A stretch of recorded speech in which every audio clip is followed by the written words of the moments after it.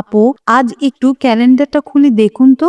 আজ 14ই রমজান, মানে আর মাত্র 7 দিন পরেই শুরু হয়ে যাবে বছরের সবচেয়ে শক্তিশালী রাতগুলো, লাইলাতুল কদরের রাত। কিন্তু আপনি কি প্রস্তুত? আমি জানি আপনি বলবেন, আরে এখনো তো সময় আছে। কিন্তু আপু, সময় আসলে নেই। এই 7টা দিন হাতের মুঠো থেকে বালির মতন পিছলে যাবে, আর হঠাৎ একদিন দেখবেন 21শে রমজান এসে গেছে, কিন্তু আপনি একদম অপ্রস্তুত। জায়নামাজে বসছেন ঠিকই, কিন্তু মনে হচ্ছে কি পড়বো, কি চাইবো, কিভাবে চাইবো। আর তখন দেরি হয়ে যাবে আপু, কারণ ওই রাত এমনি এমনি আসে না। ওই রাতের জন্য প্রস্তুতি লাগে। ঠিক যেমন পরীক্ষার আগে পড়াশোনা করতে হয়, তেমনি শবে কদরের আগে নিজের মন মানসিকতা তৈরি করতে হয়। আজ আমি আপনাকে এই 7 দিনে যা যা করবেন সেই রোড ম্যাপটা দেব।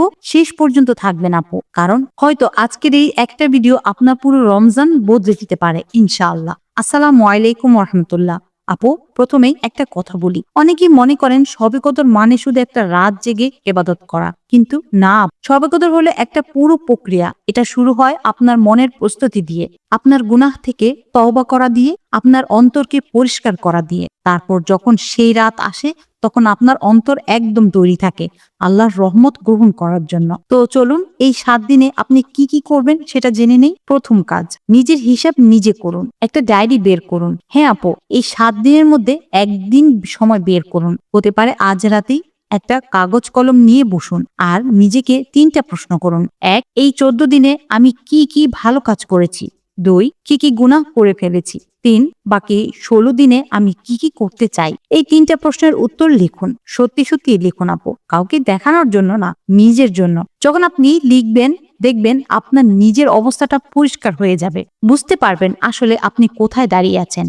আর এই বোঝাটাই আপনাকে পরিবর্তনের প্রথম ধাপ দেবে। রাসূলুল্লাহ সাল্লাল্লাহু আলাইহি ওয়াসাল্লাম বলেছেন, বুদ্ধিমান সেই ব্যক্তি যে নিজের হিসাব নিজে নেয় এবং মৃত্যুর পরের জন্য প্রস্তুতি নেয়। জামে তিরমিজি। আপনি এই 7 দিন নিজের হিসাব নিন, দেখবেন শবে কদরে আপনার দোয়া করতে অনেক সহজ লাগবে, কারণ আপনি জানবেন আপনার কোথায় ঘাটতি আছে। দ্বিতীয় কাজ, একটা নির্দিষ্ট দোয়ার লিস্ট বানান, হাতে লিখে রাখুন। আপু, আমরা শবে কদরে রাতে কি করি? জায়নামাজে বসে ভাবি কি চাইবো। একবার চাকরি চাই মনে হয়, একবার সন্তান চাই মনে হয়, একবার বিয়ে চাই মনে হয়। এত কিছু মিলিয়ে নিজে কনফিউজড হয়ে যায়। তারপর আবার মনে হয় এত কিছু চাইলে তো আল্লাহ রাগ করবেন।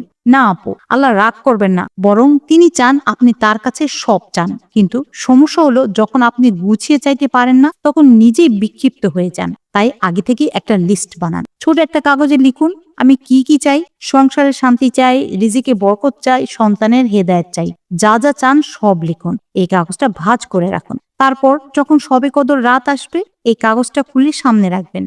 একটা একটা করে পড়বেন আর আল্লাহর কাছে চাইবেন। দেখবেন কত সহজ হয়ে গেছে, আর কোনো কিছু ভুলে যাওয়ার ভয়ও থাকবে না। এই ছোট্ট কাগজটা করলে আপনার দোয়া অনেক বেশি ফোকাসড হবে, আর আল্লাহ তাআলা ফোকাসড দোয়া খুব পছন্দ করেন। তৃতীয় কাজ, প্রতিদিন ইফতারের আগে 10 মিনিট লক করে ফেলুন। আপু, এই যে আমি বললাম প্রস্তুতি নিতে হবে, সেই প্রস্তুতির সবচেয়ে বড় অংশ হলো ইফতারের আগের সময়টা। আজ থেকে পরের 7 দিন একটা নিয়ম মেনে চলুন। ইফতারের ঠিক 10 মিনিট আগে রান্নাঘর থেকে বের হয়ে আসুন। চুলা বন্ধ করে দেবেন, সব কাজ থামিয়ে দেবেন। আমি জানি আপনি বলবেন, আরে এত কাজ কিভাবে ছাড়বো। আপু, কাজ তো সারা জীবন থাকবে, কিন্তু এই সময়টা আর ফিরে আসবে না। রাসূলুল্লাহ সাল্লাল্লাহু আলাইহি ওয়াসাল্লাম বলেছেন, 3 ব্যক্তি দোয়া ফিরিয়ে দেওয়া হয় না, তার মধ্যে একজন হলো রোজাদার ব্যক্তি ইফতার করার আগ পর্যন্ত। জামে তিরমিজি। মানে এই সময়টা হলো গোল্ডেন টাইম। এই সময় আল্লাহ তাআলা আপনার দোয়া শুনছেন, তিনি অপেক্ষা করছেন আপনি কি চাইবেন। তাহলে এই সময় কি আপনি বেগুনি ভাজা নিয়ে ব্যস্ত থাকবেন? না আপু, এই 10 মিনিট আপনার আল্লাহর সাথে আপনার কথা বলার সময়। এই 7 দিন প্র্যাকটিস করুন, দেখবেন শবে কদরের রাতে আপনার অভ্যেস হয়ে গেছে। চতুর্থ কাজ, একটা নির্দিষ্ট গুনাহ ছাড়ার সিদ্ধান্ত নিন আজই। আপু, শবে কদরের প্রস্তুতি মানে শুধু ইবাদত বাড়ানো না, প্রস্তুতি মানে গুনাহ কমানো। কারণ আপনার অন্তরে যদি গুনাহের বোঝা থাকে, তাহলে ইবাদত যত করেন না কেন সে প্রশান্তি পাবেন না। তাই এই 7 দিনে অন্তত একটা গুনাহ ছেড়ে দিন। একটাই, বড় কিছু না, ছোট্ট একটা। হতে পারে আপনি গীবত করেন, মানে কারো নামে কথা বলেন, আজ থেকে বন্ধ। হতে পারে ফেসবুকে ঘন্টার পর ঘন্টা সময় নষ্ট করেন, আজ থেকে বন্ধ। হতে পারে আপনি নামাজে দেরি করেন, আজ থেকে আউয়াল ওয়াক্তে নামাজ শুরু করুন। যাই হোক, একটা জিনিস বেছে নিন আর সেটা ছেড়ে দিন। আল্লাহ তাআলা বলেছেন, নিশ্চয়ই আল্লাহ তাদের অবস্থা পরিবর্তন করেন না যতক্ষণ না তারা নিজেরা নিজেদের অবস্থান পরিবর্তন করে। সূরা আর-রদ আয়াত 11। মানে আপনাকেই প্রথম পদক্ষেপ নিতে হবে। আপনি যখন একটা গুনাহ ছাড়বেন তখন আল্লাহ আপনার অন্তরে শান্তি ভরে দেবে। আর সেই শান্তি নিয়ে যখন আপনি শবে কদরে দাঁড়াবেন তখন আপনার দোয়ার শক্তি হবে অন্যরকম। পঞ্চম কাজ, শবে কদরের দোয়াটা মুখস্থ করে ফেলুন এখনই। আপু, আমি জানি আপনি আমার আগের ভিডিওতে দেখেছিলেন সেই দোয়াটা, আল্লাহুম্মা ইন্নাকা আফওয়ান তুহিব্বুল আফওয়া ফাআফু আন্নি।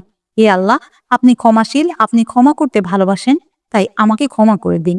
এই দোয়াটা নবীজি সাল্লাল্লাহু আলাইহি ওয়াসাল্লাম হযরত আয়েশা রাদিয়াল্লাহু আনহাকে শিখিয়েছিলেন শবে কদরের জন্য। কিন্তু আপু, অনেকেই যা করেন সেই রাতে গিয়ে ফোন খুলে দেখেন দোয়াটা কি, তারপর পড়তে গিয়ে আটকে যান, উচ্চারণ ঠিক হয় না, মনোযোগ নষ্ট হয়ে যায়। তাই আজ থেকে মুখস্থ করা শুরু করুন। প্রতিদিন 10 বার করে পড়ুন। 7 দিনে 70 বার পড়লে এমনিতেই মুখস্থ হয়ে যাবে। আর যদি আরবিতে কষ্ট হয় তাহলে বাংলায় অর্থটা মনে রাখুন, সেটা দিয়েও চলবে। আল্লাহ দেখেন আপনার অন্তর, আপনার জিহ্বা না। কিন্তু চেষ্টা করুন আরবিটা শিখে নিতে, কারণ এটা নবীজির সরাসরি শেখানো দোয়া। এর মধ্যে একটা বরকত আছে। ষষ্ঠ কাজ, পরিবারকে সাথে নিন। একা না, সবাই মিলে আপু শবে কদরের প্রস্তুতি শুধু আপনার একার না, আপনার পরিবারও তো প্রস্তুতি নিতে পারে। আপনার স্বামীকে বলুন, বাচ্চাদের বলুন, এমনকি যারা ছোট তাদেরও বুঝিয়ে বলুন। আর 7 দিন পরে খুব বিশেষ একটা রাত আসবে, সেই রাতে আমরা সবাই মিলে আল্লাহর কাছে দোয়া করব। বাচ্চাদের একটা ছোট লিস্ট বানাতে বলুন, তারা কি চায়। হয়তো ভালো রেজাল্ট চায়, হয়তো নতুন সাইকেল চায়, যাই হোক তাদের শেখান আল্লাহর কাছে চাইতে। আর স্বামীর সাথে বসে একসাথে প্ল্যান করুন আমরা কিভাবে সেই রাতগুলো কাটাবো। হয়তো একসাথে তারাবি করবেন, হয়তো একসাথে কোরআন তেলাওয়াত করবেন। যখন পুরো পরিবার মিলে একসাথে ইবাদত করে তখন একটা অন্যরকম শক্তি আসে, আর আল্লাহ সেই পরিবারের ওপর বিশেষ রহমত বর্ষণ করেন। তাই একা একা না করে সবাইকে নিয়ে নিন। সপ্তম এবং শেষ কাজ, একটা ছোট্ট চার্ট বানান, টিক মার্ক দিন। আপু, এটা খুব ছোট একটা কাজ কিন্তু খুব কাজের। একটা কাগজে লিখুন আজ থেকে শবে কদর পর্যন্ত প্রতিদিনের টার্গেট, যেমন প্রতিদিন ইফতারের আগে 10 মিনিট দোয়া করব, প্রতিদিন শবে কদরের দোয়া 10 বার পড়ব, প্রতিদিন এক পারা কোরআন পড়ব। যা যা করতে চান লিখুন। তারপর প্রতিদিন রাতে শোয়ার আগে দেখুন আজ কি কি করেছি। যা করেছেন সেখানে টিকমার্ক দিন। দেখবেন এই ছোট্ট চারটা আপনাকে মোটিভেট রাখবে। যখন দেখবেন 5 দিন টিকমার্ক দিয়েছেন তখন 6ষ্ঠ দিন আর মিস করতে ইচ্ছে করবে না। এভাবে করলে শবে কদর পর্যন্ত আপনি কনসিস্টেন্ট থাকতে পারবেন। আপু, একটা কথা মনে রাখবেন, শবে কদর কোন একটা রাতে আসবে সেটা আমরা জানি না, কিন্তু প্রতিটা বিজোড় রাত আপনি মনে রাখবেন আজই হয়তো সেই রাত।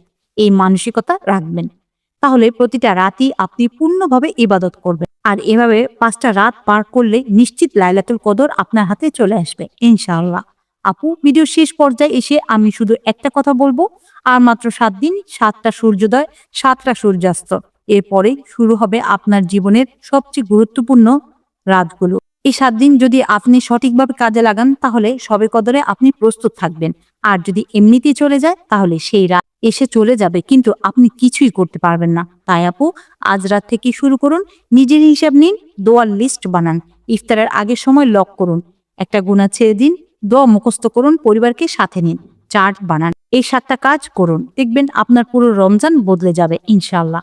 আমি আপনাদের সবার জন্য দোয়া করছি। আল্লাহ যেন আপনাদের সবাইকে শবে কদর নসিব করেন, আপনাদের সব দোয়া কবুল করেন, আপনাদের অন্তরে শান্তি দেন।